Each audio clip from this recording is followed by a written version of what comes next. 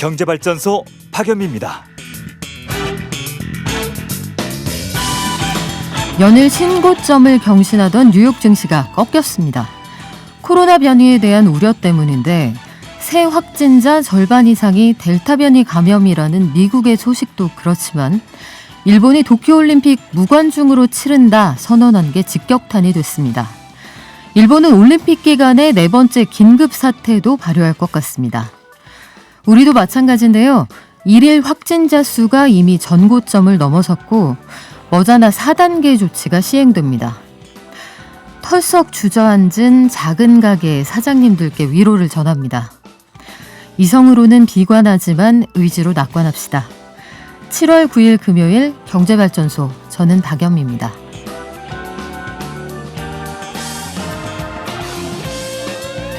잠시 후 10분 경제에서는 올해 들어서 5월까지 국세 수입이 지난해 같은 기간보다 43조 원 넘게 거쳤다고 합니다.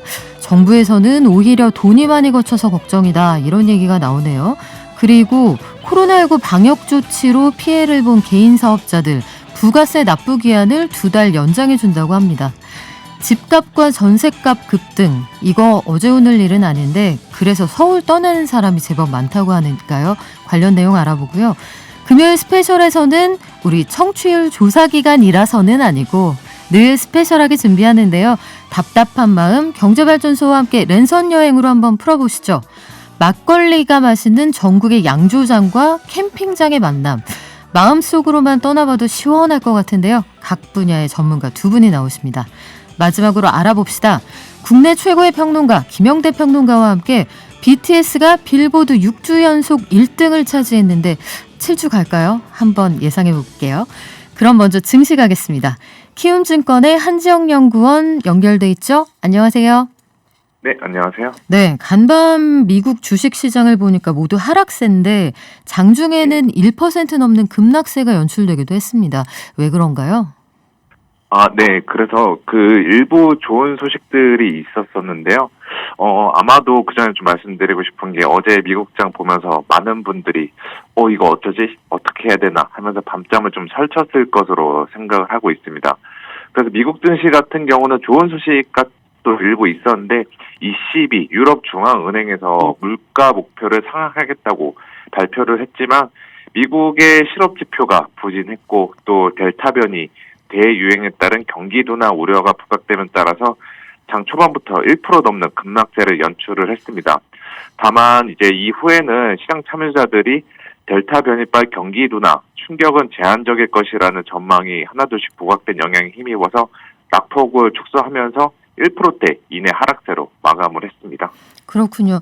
델타 변이 바이러스 때문에 전 세계가 굉장히 걱정하고 있는 상황인데 간밤에도 보면은 영국에서 마스크 하나도 안 쓰고 응원하는 모습이 참 위태로워 보이기도 하더라고요. 이 증시에는 계속해서 부정적인 요소가 될까요? 예, 그래서 말씀하신 대로 지금 전 세계적으로 델타 변이가 대유행을 시작하게 됨에 따라서 이제 많은 분들이 우리가 코로나 이전으로 돌아가지 못하는 것이 아닌가, 또 경기가 다시 침체에 빠질 것이라는 불안감도 자라나고 있는 상황입니다. 그렇지만 저는 두 가지에 주목을 해볼 필요가 있다라고 보고 있는데요. 그래서 일단 먼저 확진자 수가 늘어나고 있다고 하더라도 치명률은 이전에 코로나 유행했던 사례들에 비해서 현저히 낮습니다. 그리고 그 다음으로 경기가 다시 침체에 빠지려면은 국가 차원에서 강도 높은 봉쇄 정책을 실행해야 하지만 저희가 작년 코로나 팬데믹 당시에 봉쇄 정책을 실행하는 과정에서 엄청난 영구적인 경제 손실 리스크에 직면했던 경험을 상기해 볼 필요가 있습니다. 그래서 향후 미국 정부도 그렇고 다른 나라 선진국 정부들도 부분적인 봉쇄 정책 정도만 실행할 것으로 보이고 또 강제가 아닌 권고 수준에서 국한될 가능성이 크다고 보고 있습니다. 그래서 결국 최근에 주식시장이 델타 변이로 하락 압력을 받았던 거는 투자자들이 미국 증시의 지수 레벨과 속도에 대한 부담감이 누적됨에 따라 차익 실현 명분을 찾는 과정에서 유발된 성격이 강하다고 보고 있습니다. 그래서 저는 코로나발 둔화, 경기도나 경기 재침체 가능성은 희박하게 보고 있는 이러한 상황입니다. 네, 부디 그 예상이 맞았으면 좋겠는데 어제 증시 이슈 중에 하나가 앞서 잠깐 말씀하신 것처럼 유럽중앙은행 ECB가 인플레이션 목표치를 2%로 올려잡았다 이런 내용이었는데요. 이게 어떤 의미가 있는 조치인가요? 네, ECB가 어제 발표한 바에 의하면은 인플레이션 목표치, 그러니까 우리 표현으로 소비자 물가 상승률의 목표치를 2%로 상향하기로 결정했습니다. 그래서 이거는 만약에 유로존의 인플레이션이 소비자 물가가 2% 이상 상승하게 되면은 최근에 미국 경제에서 확인했던 것처럼 이거 유로존도 결국에는 중앙은행이 정책 정상화, 금리 인상 빨리 하는 것이 아닌가라는 불안감이 유발할 수 있습니다.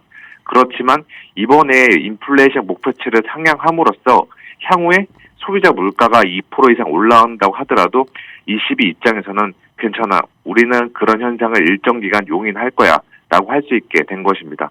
다시 말해서 상당 기간 동안 유럽중앙은행도 완화적인 통화정책 기조를 이어갈 것이라는 입장을 우회적으로 표명했다라고 볼 수 있습니다. 그렇군요. 우리 증시는 어떻게 출발했습니까? 네, 아무래도 이제 미국 증시 하락 여파에 의해서 지금 마이너스 0.8%대 코스피가 하락세로 출발을 하고 있는 이러한 상황이고요. 또한 방금 전에 이제 발표가 났는데 국내 정부에서도 수도권 지역에 그 4단계 사회적 거리두기 조치를 발표를 했습니다. 네. 이러한 요인들이 힘입어서 전반적으로 대부분 대형주, 중소형주 상관없이 좀 하락세를 보이고 있는 이러한 상황입니다. 그렇군요. 지금까지 키움증권의 한지영 연구원이었습니다. 방송 끝날 때 다시 만날게요. 고맙습니다. 네, 감사합니다. 저희 방송 중에 샵 0951로 문자 주시면 하루에 무려 2분씩 선정해서 녹용 선물 세트 드리는 거 알고 계시죠? 받았다는 분들 많이 계신데 드시고 건강해지셨으면 좋겠습니다. 그리고 경제 공부 깊이 하실 수 있도록 쉽게 쓴 경제서적 하루에 한 분씩 선정해서 보내드리는데요. 짧은 문자는 50원, 긴 문자는 100원이고요.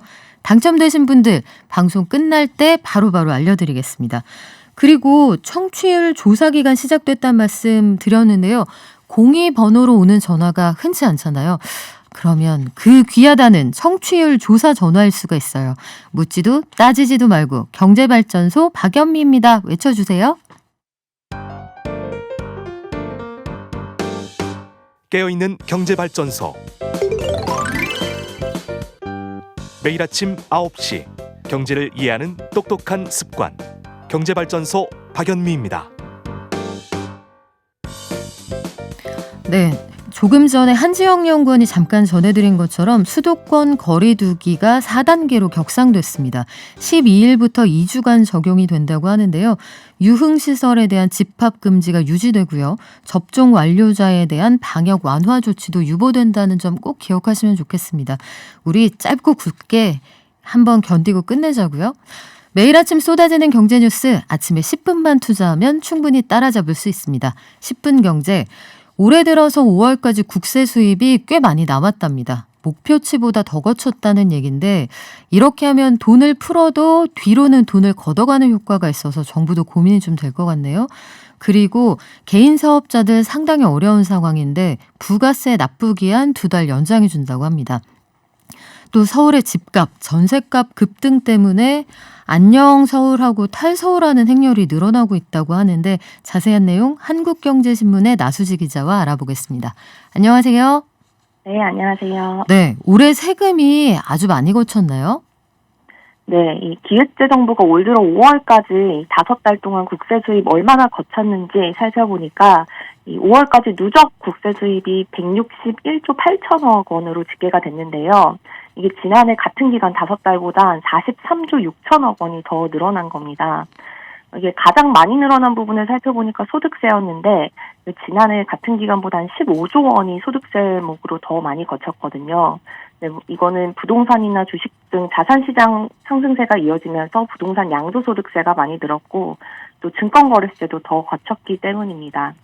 네, 다만 이 기획재정부는 지난해 코로나 때문에 세정 지원을 상반기에 해줘서 좀 지난해 유독 덜 거친 부분이 있었다.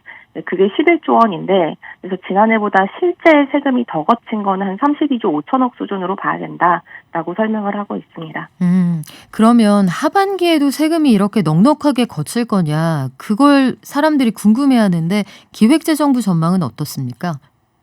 네, 이 기획재정부가 이 자료를 발표를 하면서 기자들 대상으로 브리핑을 했는데 여기서 하반기에는 세금이 덜 거칠 거다라는 점을 굉장히 강조했다고 하거든요. 네, 이유를 보면 통상 세금은 하반기보다 상반기에 원래 더 많이 거치는데 이 지난해는 코로나 지원 때문에 상반기에 걷어야 됐던 세금을 하반기로 밀어주면서 이례적으로 하반기에 세금이 더 많이 거쳤다. 그래서 상반기에 그 기저 효과가 좀 두드려졌다라고 설명을 하고요.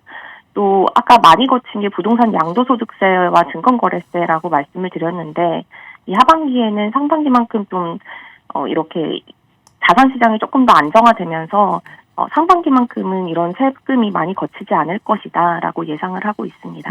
그래요. 증시가 지난해처럼 불타지는 않을 수도 있다, 이런 전망 때문에 증권거래세가 좀 줄어들 수도 있다는 전망도 있던데, 기획재정부가 하반기에 세금 덜 거칩니다, 이걸 유독 강조하는 배경이 있을 것 같은데요.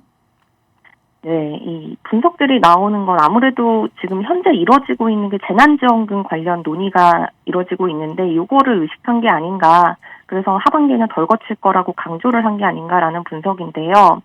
앞서 지난주에 정부와 여당이 합의해서 하위 80%에만 재난지원금을 지급하자라는 안을 만들었는데 이 80% 기준을 둘러싸고 여당 내에서도 전국민 지급으로 대상을 좀 늘려야 된다라는 목소리가 나오는 상황입니다. 이렇게 재난지원금 지급 대상을 늘리려면 재원이 충분해야 되는데 기재부가 집계해봤더니 돈이 많이 거쳤으니까 전 국민에 지급해도 되는 거 아니냐라는 논리에 힘이 실리게 되고, 또 아무래도 기재부는 본인들이 기재부가 주도해서 기존안을 만든 입장이고 네. 이것도 방어해야 되는 입장이다 보니까 이런 분석들이 나오는 것 같습니다. 그래요. 이게 4단계로 거리두기 단계를 올렸으니까 이후의 논의 상황은 조금 더 지켜봐야 될 것 같습니다. 자, 코로나로 정부 방역 조치가 다음 주부터 강화되잖아요. 이런 상황에서 정부 방역 조치에 적극적으로 협조를 했던 소상공인들, 장사하는 데 어려움이 많으셨을 텐데 부가세 내는 기한을 좀 연장해 드린다고요? 네, 이 영업 코로나로 인해서 이제 정부가 집합금지, 영업 제한 때문에 장사를 좀 못한 개인 사업자 43만 8천 명에 대해서 정부가 부가세 내는 시한을 늘려주기로 했는데요. 구체적인 기준 대상은 올 초에 지급된 버팀목 자금 플러스 지원을 받은 소상공인분들, 이 부가세 내는 시한을 좀 뒤로 미뤄진 겁니다. 원래는 이달 26일까지 부가가치세 신고도 하고 납부까지 마쳐야 되는데 납부 기한을 9월 30일까지로 2개월 연장을 해준 거고요.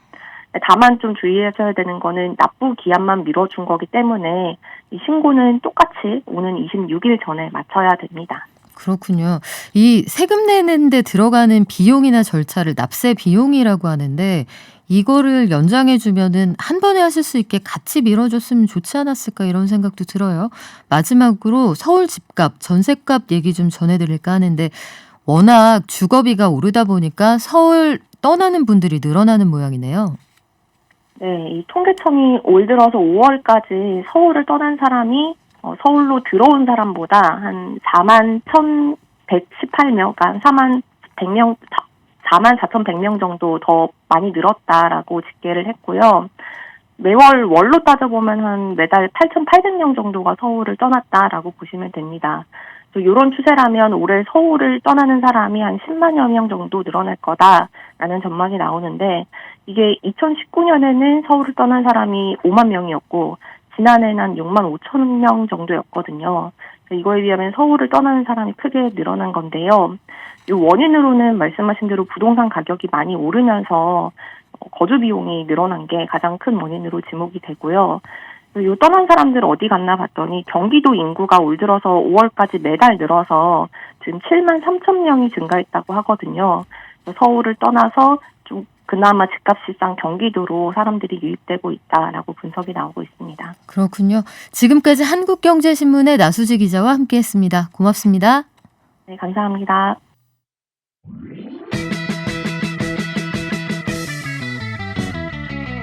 발빠른 경제 발전소 경제발전소 박연미입니다에서는 여러분의 소중한 의견을 받고 있습니다. 짧은 문자 50원, 긴 문자 사진 문자 100원, 샵 0951 또는 TBS 앱을 통해 받습니다.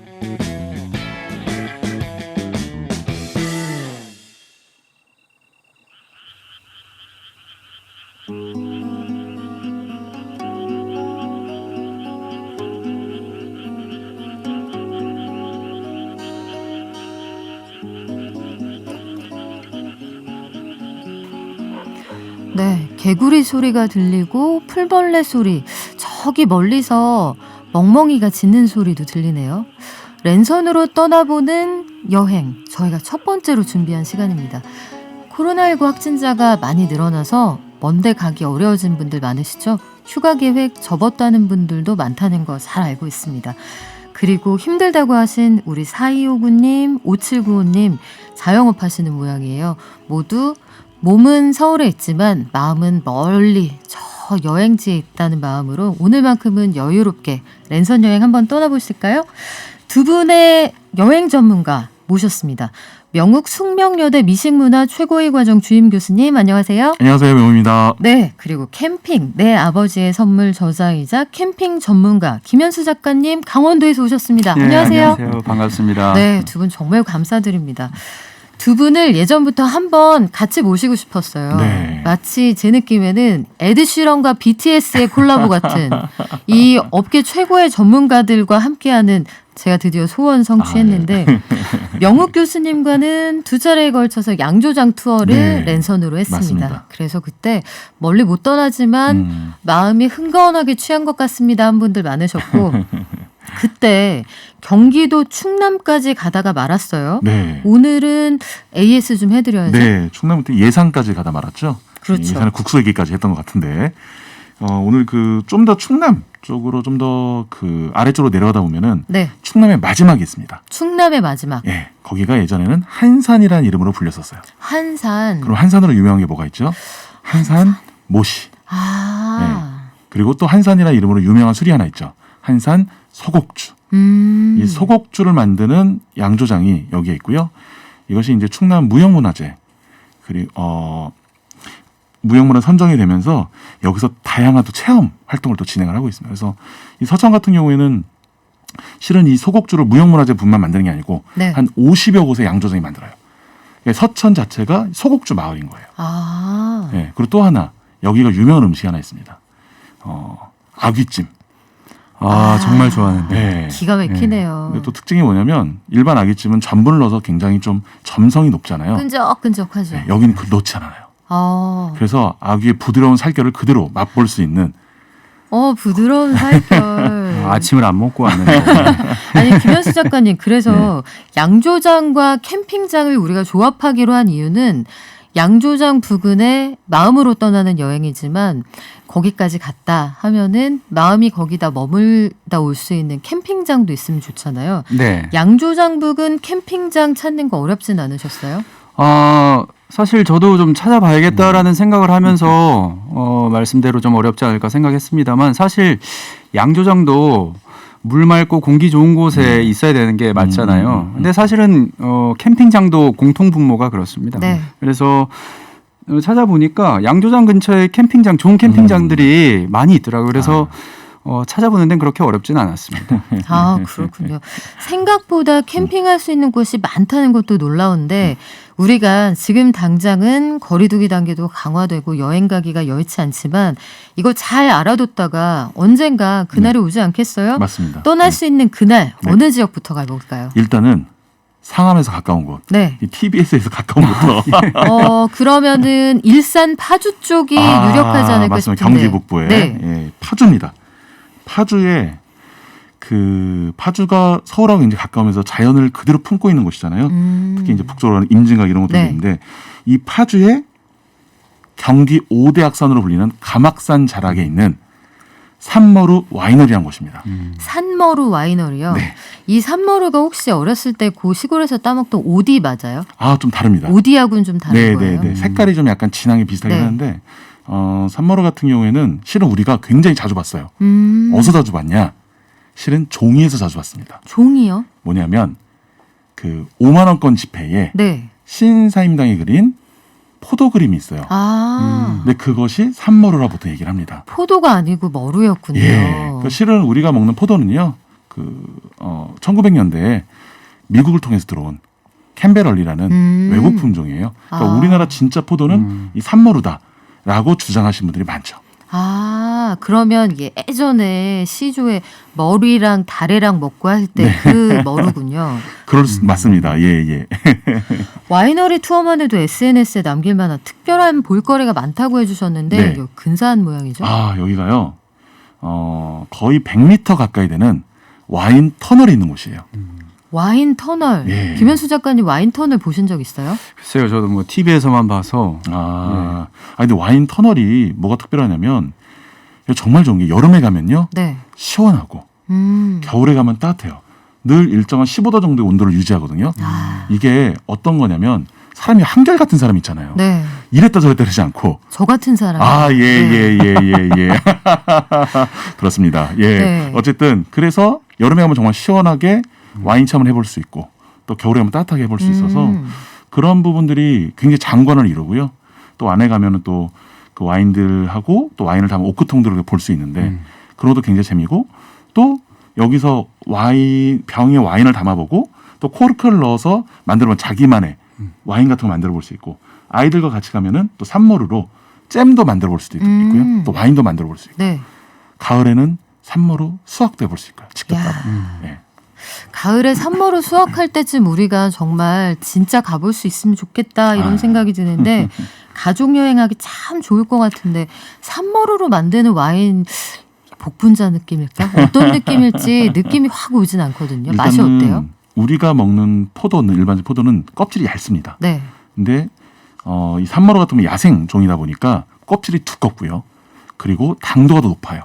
그러다 보니까 한마디로 진한 맛이 나옵니다. 아, 예. 그리고 색도 굉장히 진하고 맛도 진하고 진국이군요. 예, 진국 스타일. 와인인데 진국 스타일이고 예, 재밌는 게 이 땅의 기운을 잘 흡수해서 그런지 맛을 보면은 와인에서는 어떻게 얘기하냐면 미네랄리티하다는 표현을 많이 써요. 오. 미네랄이 느껴진다.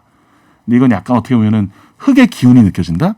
그래서 가막산 자락의 뭐라고 할까 그 흙이 주는 자연스러운 그 자연의 맛이 좀 느껴진다. 뭐 이렇게 좀 말씀드릴 수 있을 것 같아요. 야, 미네랄 전문 용어 나왔어요. 그 김현수 작가님, 예. 그러면 이때 산머루 와인을 마시고 그냥 돌아오기 아쉽잖아요. 우리가 그쵸. 마음으로 떠나는 랜선 여행이지만 주변에 그 마음이 잠시 쉬어갔다 올 캠핑장은 없습니까? 이게 주변이 아니고요. 그냥 붙어 있습니다. 캠핑장이. 아, 와이너리에 붙어 있다고요? 예. 여기가 사실은 와이너리를 알기 전에 저는 캠핑을 이쪽으로 갔었거든요. 근데 교수님 말씀 들어보니까 제가 좀 부끄러워지네요. 왜요? 저는 거기를 투어해볼 생각을 전혀 않고 소주만 마시다가 와가지고 왜냐하면 난 캠퍼니까. 네. 그럼요. 캠퍼신데. 예, 그래도 좀 주변을 돌아보고 했으면 좀 많은 것을 보고 즐길 수 있었을 텐데 하는 아쉬움이 좀 들긴 합니다. 사실 이 캠핑장은 그렇게 큰 캠핑장이 아니고요. 굉장히 오래된 캠핑장이긴 해요. 그래서 사이트가 60개가 안 됩니다. 그리고 사이트도 뭐 그렇게 크지도 않고 대신에 이제 약간 이 산자락에 폭 파묻혀 있는 듯한 느낌이 좀 나죠. 그렇다고 오래된 캠핑장이라고 그래서 뭐 시설이 그렇게 낙후돼 있거나 그렇지는 않고요. 화장실, 샤워실 다 깔끔하게 잘 준비가 돼 있고 여름에는 또 애들 위한 또 수영장 시설도 따로 설치를 해주고 하기 때문에 아까 말씀하신 대로 가족 단위로 가서 이색 체험을 하고 또한 가족 단위로 캠핑을 즐기기에는 동선이 굉장히 짧기 때문에 여기가 정말 좋은 캠핑장으로 저도 생각을 해요. 엄마 아빠와 아이들을 동시에 만족시킬 수 있는 그런 캠핑장 같은데 이번에는 경기도 포천으로 한번 가볼게요. 자, 이동 같이 하시죠. 여기에는 느린마을이라는 이름으로 유명한 양조장이 있다고요? 네, 느린마을이라는 이름의 양조장이기도 하고요. 예전 이름이 뭐였냐면은 산사원이라는 곳이었어요. 근데 이 재미있는 게 산사나무란 것이 있는데 그 산사나무가 뭐냐면 영화 해리포터에 나오는 해리가 들고 있는 지팡이. 네, 그 같은 종이라고 해요. 그 지팡이가 네. 그 되게 비싼 지팡이잖아요. 비싸죠. 메이커 있는 지팡이라서 네. 그 경비해 주시는 큰 거인 아저씨가 네네네. 마법 시장에서 사주셨다. 네. 맞습니다. 그래가지고 이 애곤을 물리치는 그런 역할을 하는 게 이제 산사 열매고 그거를 넣은 술이 또 뭐 아실 거예요. 산사 은땡 뭐 이런 네, 그 술로 이어집니다. 근데 여기에 특징이 뭐냐면 500개의 항아리가 내뿜는 술의 향기를 그대로 느낄 수 있는 곳이에요. 와. 근데 그것이 네. 정원 형태로 돼 있어요. 군무를 펼치고 있습니다. 항아리들이 500개 쫙. 항아리들의 칼군무. 예, 칼군무. 그리고 항아리가 얼마나 하면 재가 들어갈 정도로 저 그거 보고 왔잖아요. 교수님이 말씀해주신 네. 그 항아리가 제가 사실 처음에 안 믿었습니다. 네, 네, 우리 네. 명욱 교수님의 이 장대한 기고를 품을 수 있는 항아리가 국내에는 없다. 제가 가서 봤더니 철로 꿰맨 맞아요. 거대한 항아리가 있고 맞아요. 그 네. 장인이 거기 계시더라고요. 그러니까요. 예. 그래서 근데 되게 안타까운 게 뭐냐면 예전은 그런 거를 만들어 주시는 장인분들이 계셨는데 지금은 다 사라지신 거예요.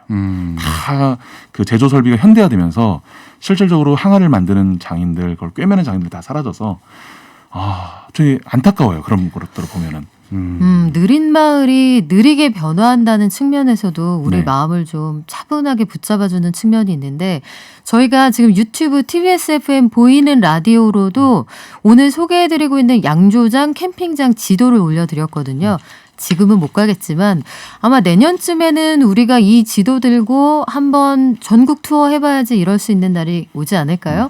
자, 김현수 작가님. 네. 이 느린마을 양조장 저도 가보고 참 장관이다 생각을 했는데 이 근처에도 캠핑장이 있다면서요? 느린마을 양조장이 장관이라면 이 근처에 있는 캠핑장 역시도 장관입니다. 여기서 그 양조장에서 한 200m 정도밖에는 안 떨어져 있고요. 그 운항 레저타운이라는 캠핑장이 있는데 여기 들어가면 어떤 느낌이냐면 작정하고 만들었구나 이런 느낌이 납니다. 여기는 글램핑 시설 위주로 지금 돼 있고요. 그다음에 일반 그냥 물을 채워놓은 수영장이 아니라 이런 미끄럼틀? 왜 우리 무슨 워터파크 가면 있는 듯한 그런 네네네. 미끄럼틀도 있고 그다음에 승마 체험도 할 수 있고 말이 무섭다면 당나귀 체험도 할 수 있고 예. 뭐 여러 가지 놀거리들이 많습니다. 그리고 큰 호수도 있어서요. 여기서 낚시도 할 수 있고 그다음에 바닥이 보이는 카누 그런 거를 그 호수에서도 타볼 수가 있습니다. 캠핑장에 이렇게 그 놀이 시설이 잘 돼 있는 데는 드문 것 같은데 그렇죠. 글램핑 시설이 잘 돼 있으면 왜 캠핑이 좀 부담스러운 분들이 있을 수 있잖아요. 그렇죠. 어린아이들 있는 집들이나 아니면은 캠핑이 아직 낯설다 이런 분들은 분위기를 쉽게 즐기다 올 수 있겠어요? 그렇죠. 뭐 특별히 준비하실 게 없고요.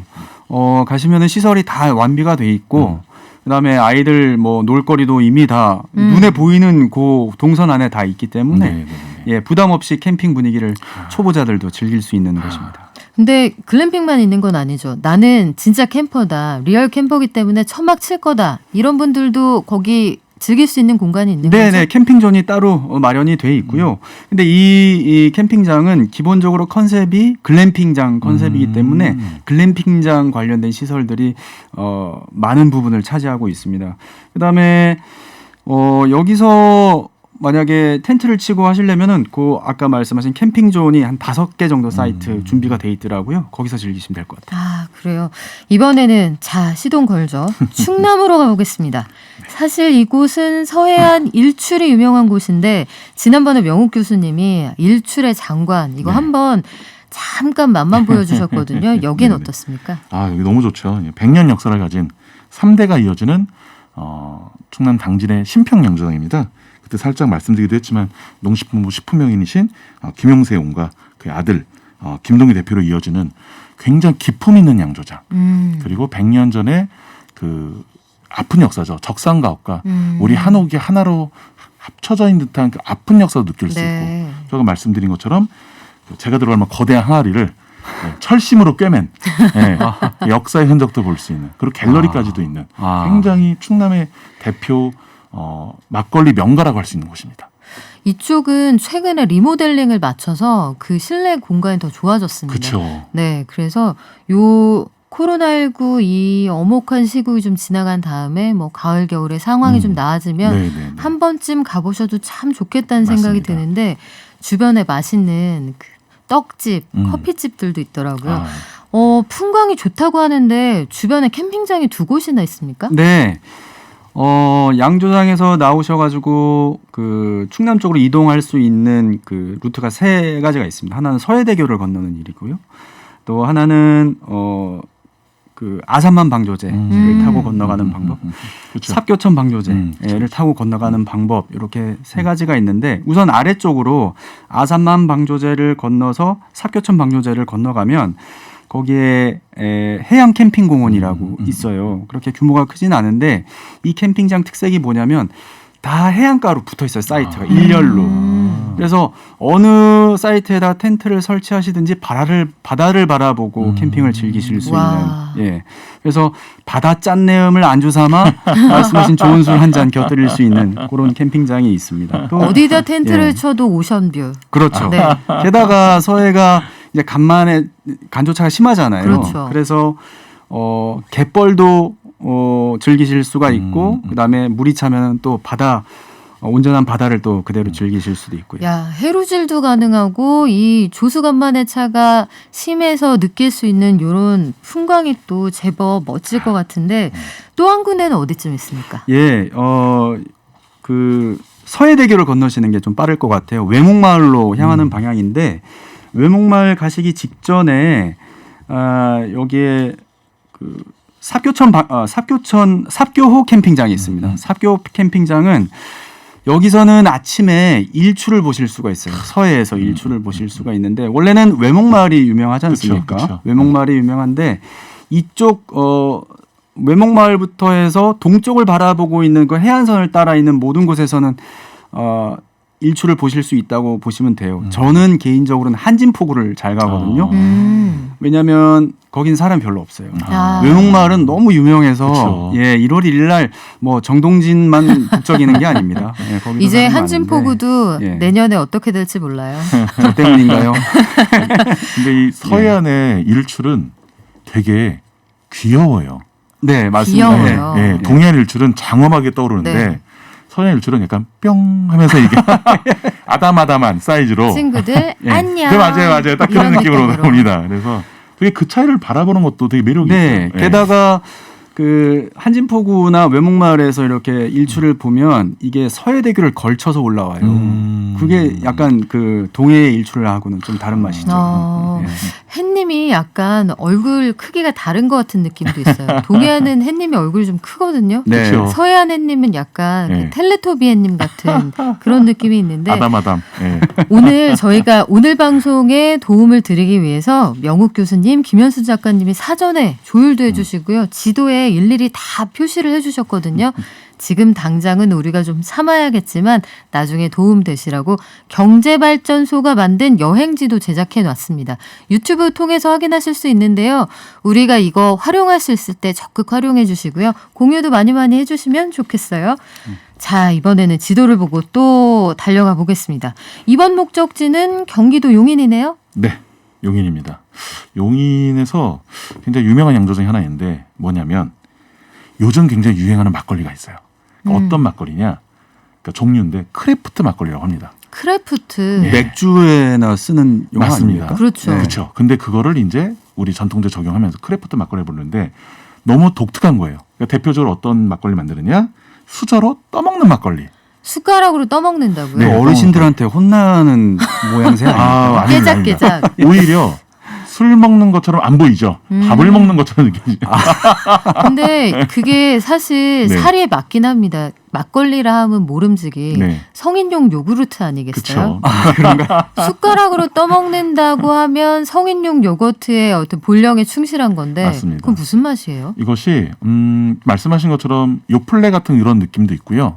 중요한 게 뭐냐면 우리는 막걸리를 마실 때 보통 물을 많이 넣어서 그렇죠. 이제 뭐 시원하게 마시나 하는데 물을 넣지 않은 거예요. 아, 그리고 뭘로 만들었냐? 구멍떡이나 떡으로 빚었어요. 떡을 다 하나씩 문질러서 치대서 발효시켜서 하면은 아주 너무 뭉근한 느낌의 귀여운 느낌의 술이 나오는데 그걸 문헌에서는 이화주, 베이자, 꽃하자 써서 백꽃과 같은 술이다. 그래서 이화주라고 불러요. 근데 그것이 뭐냐면은 귀부인들이 그 몰래 먹기 위한 술이라는 소리 하나 있고요. 아하. 두 번째는 이바지 음식으로 아. 그거를 주면은 자기가 이제 결혼한 이후에 거기에 물을 타서 희석을 해서 서방에게 주거나 이렇게 썼다고 하는데 실질적으로 그게 뭐냐? 엄청나게 응축된 예, 뭐 사진 한 몇천 장 들어가 있는 응축 파일 같은 압축 파일 같은 네. 그런 술이라고 볼 수 있습니다. 이 표준어는 아닌데 네네. 엑기스네요. 네, 엑기스입니다. 딱 한 번만 쓸게요. 이게 심의하시는 분들한테 혼날 것 같기는 한데 꽉꽉 눌러 담은 농축액. 맞습니다. 이게 약간 수업 시간에 몰래 도시락 까먹을 때 한 숟가락 싹 먹는 이런 느낌도 있는데 용인에도 캠핑하기 좋다고 소문난 곳들이 많죠. 네, 용인이 뭐 서울에서 가까운 것도 있지만 용인이 사실 굉장히 큽니다. 수원의 한 5배 정도 정말 크기가 크죠. 되고요. 경기도 내에서는 면적으로 따지면 6% 정도를 차지하기 때문에 그렇죠. 근데 이 용인이 또 자연 그대로의 모습을 또 간직하고 있는 곳들이 꽤 있어서 여기 캠핑장들이 많이 있습니다. 그렇군요. 양조장에서도 가까운 거리에 캠핑장이 있다면서요? 10분 네. 거리에 있는 곳, 이쪽은 어때요? 느낌이? 아, 여기 용인 자연숲 캠핑장 말씀하시는 것 같습니다. 여기는 약간 좀 지대가 높아요. 용인이 이제 산이 많다 보니까. 근데 그 높은 지대에서 도심을 내려다볼 수가 있는 거죠.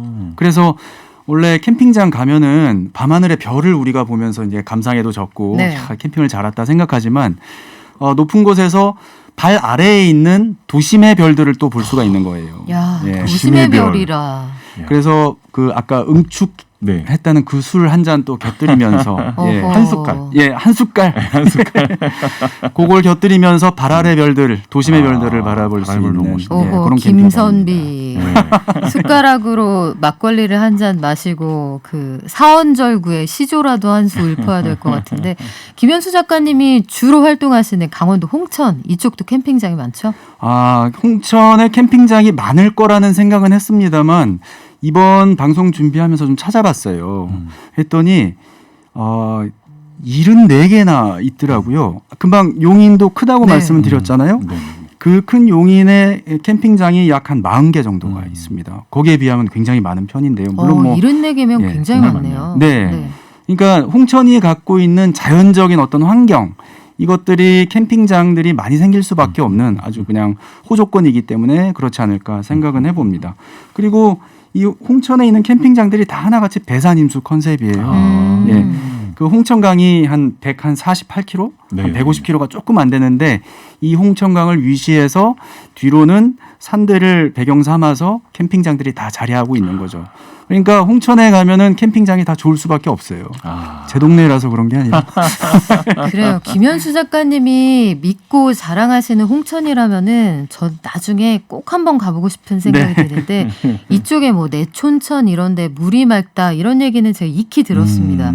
캠핑장 내 지하 140m에서 뽑아올린 차가운 지하수 수영장 이런 것들 언제쯤 가볼 수 있을까 손꼽아 기다리게 되는데요.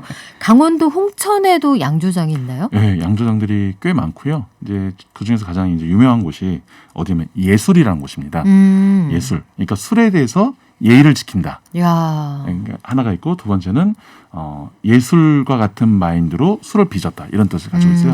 흥미로운 것은 이제 이곳을 운영하시는 분이 헌법학자셨어요. 아 그래요? 대학교 그 헌법학의 교수님이셨는데 왠지 레시피를 칼같이 지킬 것 같은 생각이 드네요. 다 기록하고 네. 철저하게 그래서 한 땀 한 땀. 귀촌하시면서 여기서 이제 술을 빚기 시작하셨는데 무감미료로 다 이제 홍천에 있는 농산물 중심으로 빚고 좀 아까 말씀하신 홍천강 예. 이란 이름의 막걸리도 있습니다. 홍천강 아. 탁주 이런 것도 또 있고요. 재미있는 게 뭐냐면 양조장이 너무 아름다워서 여기서 뭐를 했느냐 결혼식을 진행했어요. 양조장에서요? 네. 그러니까 정말로 가을이 되면은 은행나무 잎이 쫙 떨어지는데 그 사이를 신랑 신부가 걸어가면서 은행잎이 떨어지는 이 느낌이 와 이건 홍천에서 이 지역에서만 즐길 수 있는 누릴 수 있는 저는 호사라고 생각합니다. 이건 마치 원빈 이나영 씨의 메밀밭 결혼식 같은. 네네. 네. 가을의 전설에 나오는 한 장면 같기도 하고요. 은행나무 길 좋습니다. 네. 예. 아, 저도 거기서 할 걸. 다음에는 한번. 다음에 홍천 양조장이 그렇게 아름답다고 하니까 그 네. 풍광만으로도 힐링이 될 것 같은 생각이 드는데, 네. 이 캠핑장에서 양양까지 거리가 그렇게 멀진 않죠. 네.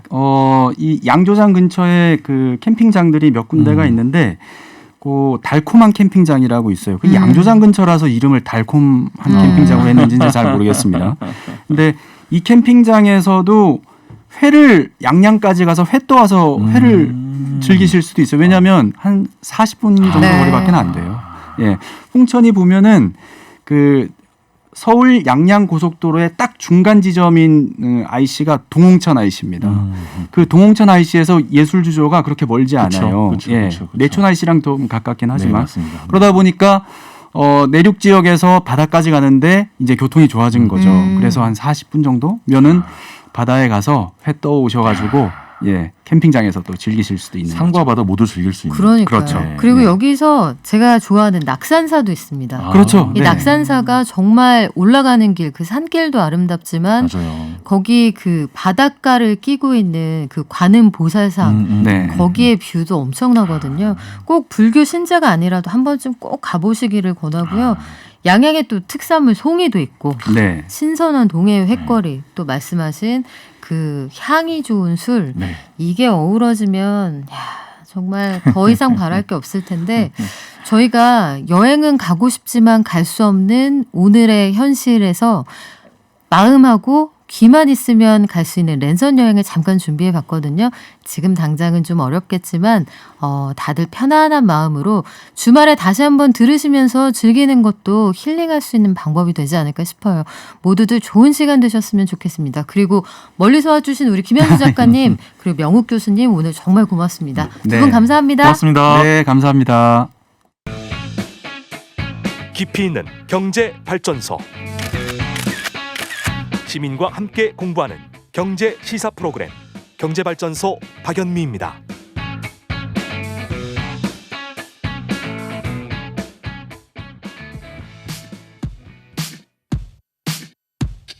Smooth like butter, like a criminal undercover. Don't pop like trouble, breaking into your heart like that.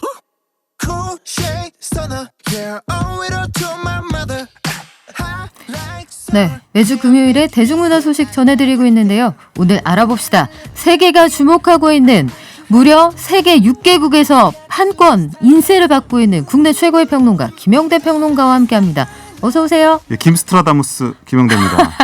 아, 우리 노래가 조용히 깔렸는데 이 노래 BTS의 버터 맞죠? 예, 맞습니다. 제가 오늘도 그 약간 이렇게 버터 의상 비슷하게. 충분히 느껴져요.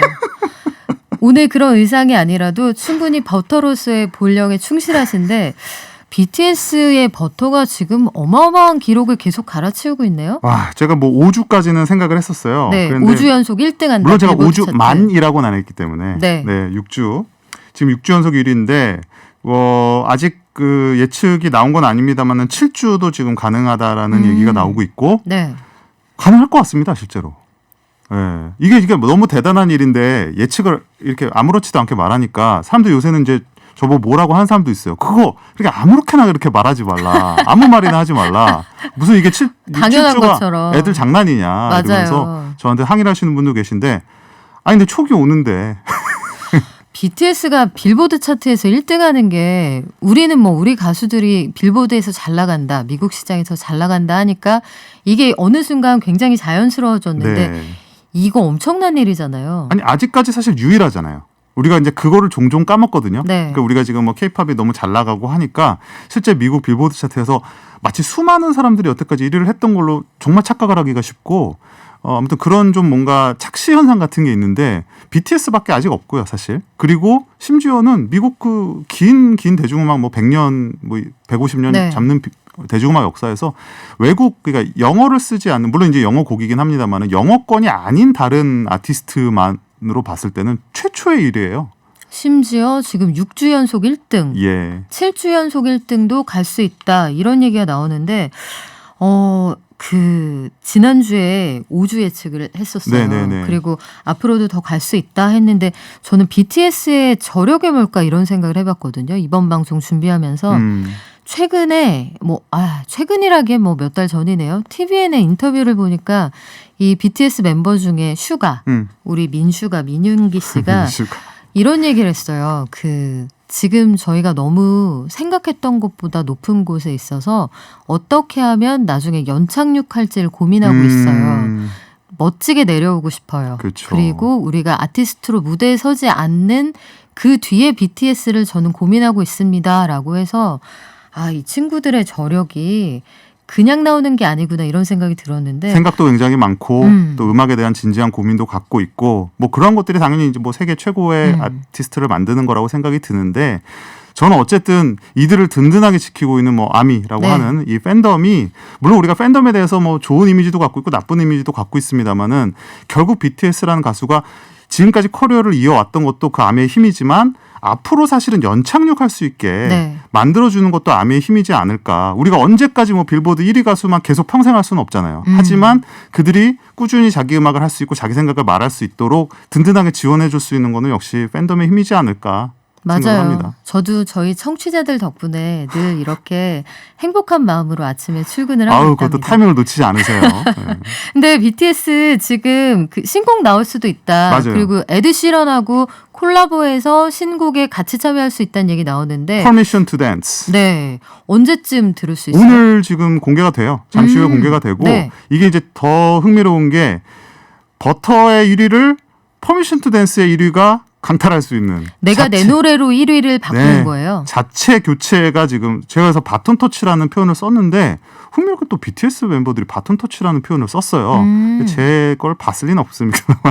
그냥 혹시 통한 거 아니에요? 텔레파시? 뭔가 이제 계속 같은 얘기를 하다 보니까 알게 모르게 그런 게 좀 사이클이 통하는 것 같기는 해요. 근데 이 바톤 터치가 된다면 이것도 참 진기록이라서 뭐 그건 또 그때 가서 얘기를 해야 되겠지만 아무튼 저는 뭐 이게 불가능한 상황은 아닙니다.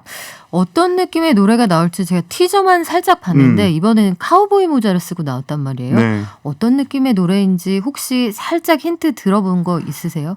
좀 뭐 이게 어떻게 받아들일지 모르겠지만 좀 미국적인 미학이 또 있을 것 같기는 해요. 뭔가 미국 사람들이 굉장히 좋아할 것 같은 사운드거든요. 딱 들어봐도. 네. 그리고 뭔가 경쾌하고 청량한 느낌도 드는데 멤버들 스스로는 버터보다 나은 노래라고 이미 운을 띄우고 있어요.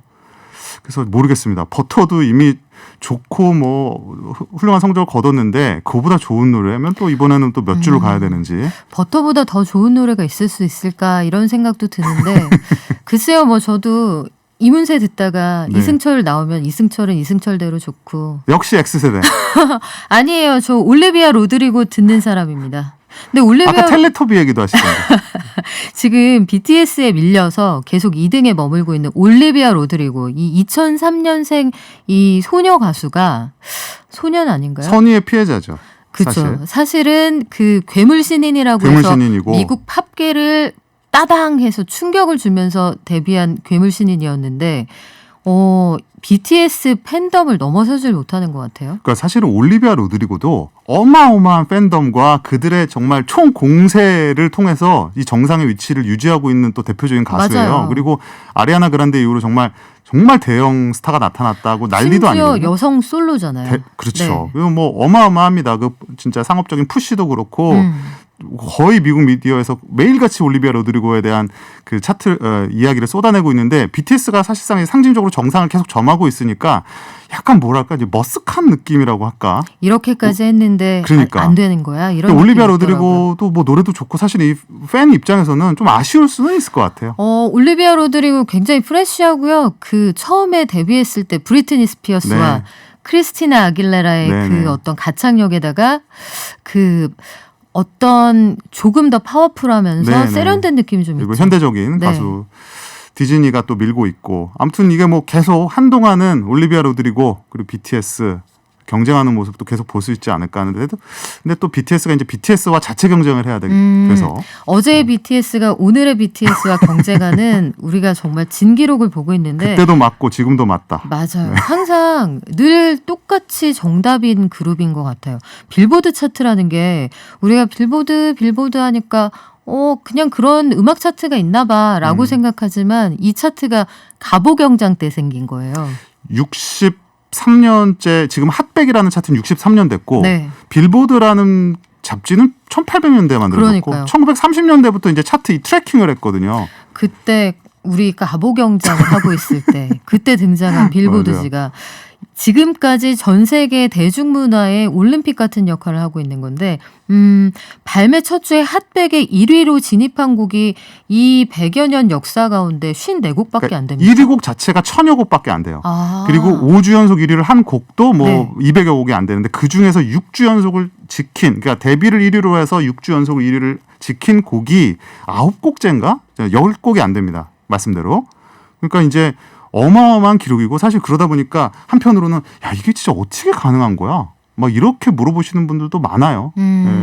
근데 이렇게 그룹도 잘 나가고 회사도 빅히트에서 하이브로 변신하면서 잘 나가는데 이 와중에 방시혁 의장은 왜 대표이사직에서 내려왔나요? 이거는 사실 방시혁 의장이 대표이사를 내려놨다 하니까 이제 뭔가 사퇴하고 물러나는 이미지가 네. 있잖아요. 근데 저는 이거는 이제 포지션의 이동이라고 보는데 여전히 이제 이사회 의장직은 수행을 합니다. 근데 이게 어떤 맥락이 있냐면 K-팝 그 그룹이라는 게 90년대부터 지금까지 뭐랄까 좀 구멍가게 이미지가 강했어요. 네. 그러니까 에이전시로 출발해서 탤런트 스카우트나 이런 기획사라고 부르잖아요. 근데 이제 거대한 미디어 컴퍼니로 확장을 하면서 외부에서 봤을 때 이 투자를 하시는 분이나 평가를 하시는 분이 봤을 때 조금 더 투명하고 전문적인 이미지를 줄 필요가 있거든요. 그러니까 방시혁 씨는 지금까지처럼 어떤 비전을 책임지고 음악 프로듀서로서 역할을 하면서 의장 역할을 수행하되 이 경영이라든지 어떤 그런 전문성이 있는 사람들은 또 그 나름대로 역할을 하도록 맡겨주는 그러니까 기업 자체를 조금 더 굉장히 구조적이고 네. 단단한 그룹이다라는 이미지를 줄 필요가 있어요. 좀 더 짜임새 있게 경영에 맞습니다. 강했다. 그런 움직임이라고 보시면 될 것 같아요. SM하고 JYP도 비슷한 형식으로 맞습니다. 전문 경영인이 등장한 지 오래됐습니다. 비슷한 고민들을 하고 있는 거죠. 그렇군요. 지금까지 국내 최고의 평론가 김영대 평론가에게 들었습니다. 오늘 말씀 고맙습니다. 감사합니다. 네, 저희 증시 갈까요? 키움증권의 한지영 연구원 연결돼 있습니다. 한지영 연구원님. 네, 나와 있습니다. 네, 지금 코스피 어떻습니까? 네, 좀 전까지만 해도 2% 가까이 급락을 하면서 3,200선을 하회했었는데요. 지금 다시 좀 낙폭을 회복하고 있는 모습입니다. 아무래도 사회적 거래두기 4단계 격상 발표 여파가 증시에 고스란히 반영되고 있는 모습이고요. 대부분 종목들이 악세를 보이고 있지만 재택근무, 비대면 수요 확대 전망으로 원격 진료, 교육, 진단키트 이러한 업체들은 오히려 주가가 상승하고 있습니다. 그래서 지금 분위기는 그동안 우리나라 증시도 거의 쉼 없이 올라왔던 만큼 숨고르기 장세가 필요한 상황 속에서 코로나 재유행이 이익 실현이라는 현금의 명분을 제공한 것으로 저는 보고 있습니다. 네, 우리 오후장 어떻게 마감하게 될까요? 예, 오늘은 조금은 힘든 구간일 것으로 저도 판단을 하고 있어요. 하지만 생각해 볼 거는 상당 부분 이 델타 변이라는 코로나 악재가 지금 반영이 됐다는 점, 그리고 조금 전에 확인한 바에 의하면은 화이자에서도 델타 변이에 적극 효과가 있는 부스터샷을 연구 중이라고 공식적으로 밝혔다는 점을 감안을 하면은 저는 다음 주부터는 시장이 다시 안정을 찾을 것으로 전망을 하고 있습니다. 네, 다음 주장에 기대를 좀 걸어봐야겠네요. 지금까지 키움증권의 한지영 연구원이었습니다. 고맙습니다. 네, 감사합니다. 네, 오늘 녹용 받으실 분 두구두구두구 9062님, 4267님 축하드립니다. 경제서 받으실 분은 2449님 축하드려요. 공부 열심히 해서 꼭 부자 되시기 바랍니다. 당첨자 명단은 경제발전소 박연비입니다. 홈페이지에서도 확인하실 수가 있고요. 그리고 사바넷 1님, 5443님, 자송님, 꿈꾸는 로마님 등등 양조장하고 캠핑장 나중에 코로나19 잦아들면 갈 거니까 정보 알려주세요 하셨는데요. 홈페이지에 올려드릴게요. 지금은 여행이 어렵겠지만 우리 이거 뒀다가 아주 알차게 활용하셨으면 좋겠습니다. 그리고 학교 앞 작은 문방구예요. 경제발전소 금요일에는 가벼운 캠핑 정보도 듣고 기분 좋게 시작합니다. 네, 저희도 감사합니다. 그리고 오늘의 장원 9771님, 아사다마오가 김연아 선수 원망하는 상황이네요. 정확하십니다. 훈이님, 로드리고가 싸이 기분을 알지 않을까요?